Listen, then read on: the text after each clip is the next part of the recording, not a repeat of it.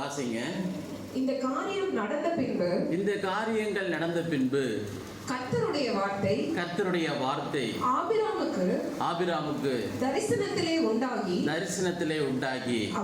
அவர் ஆபிராமே நீ பயப்படாதே நான் உனக்கு கேடகமும் உனக்கு மகா பெரிய பலனுமாய் இருக்கிறேன் என்றார். அல்லேலூயா. இந்த வசனத்தை ஆண்டவர் 15ஆம் வருட இந்த கொண்டாட்டத்திலே ஆண்டவர் 15ஆம் அதிகாரம் ஆதியாகமம் 1ஆம் வசனத்தையே கொடுத்திருக்கிறார். இந்த வசனம் ஏதோ சபைக்கு 15ஆம் வருஷம் என்று சொல்லி நாம் அந்நியராக இருந்து விடக்கூடாது. நமக்கு 15வது ஆண்டு என்று நாம் எல்லாரும் ஒவ்வொரு பர்சனலாக அதை கொண்டாட வேண்டும். அல்லேலூயா.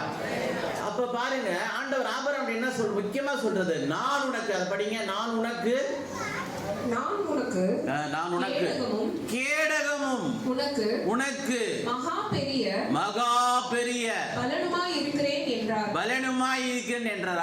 அடுத்த வருஷம் ஆண்டவர் சொல்லிட்டார். ரைட்டு. இன்னைக்கு ஆண்டவர் உங்களை பார்த்து சொல்றார். அதை நீங்க எந்த அளவுக்கு எவ்வளவு பெர்சன்டேஜ் எடுத்துக்கிறீங்களோ எங்களுக்கு தெரியாது. ஆனா அது உங்க வாழ்க்கையில் நீங்க எப்படி அப்ளை பண்ண போறீங்க? அது கேட்டவன ஆபிரகாம் என்ன சொல்லிருக்கணும்? Okay lord, thank you lord, amen lord என்று சொல்லியிருக்க வேண்டும். ஆனா ஆபிரகாம் என்ன சொல்றாருன்னு சொல்லி இதெல்லாம் இப்ப படிக்க நீங்க வீட்டில் போய் படிச்சுக்கோங்க. ஆபிரகாம் சொல்றாரு, ஆண்டவர்கிட்டே டிஸ்கரேஜா பேச ஆரம்பிக்கிறார். எனக்கு ப்ராப்ளம்ஸ் இருக்கு ஆண்டவரே என்ற தன்னுடைய ப்ராப்ளம்ஸ் சொல்றார்.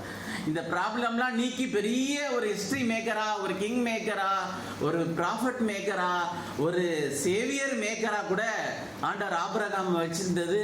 அவரை நம்பி வந்தது, அவருக்கு ஹெல்ப் பண்ண போறது ஆபிரகாம் தெரியாம ஆமென் லார்ட்னு சொல்லாம அவர் தன்னுடைய ப்ராப்ளத்தை ஆரம்பிக்கிறார். நீங்க எத்தனை பேர் இந்த வசனத்துக்கு ஆமென் சொல்ல போறீங்க?